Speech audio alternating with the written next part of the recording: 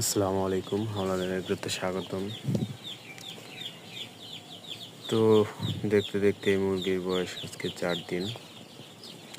তো পোলট্রি ছেড়ে সোনালি নিলাম, জানি না ভুল করলাম কিনা। তো লাভের আশায় খামার দিছিলাম,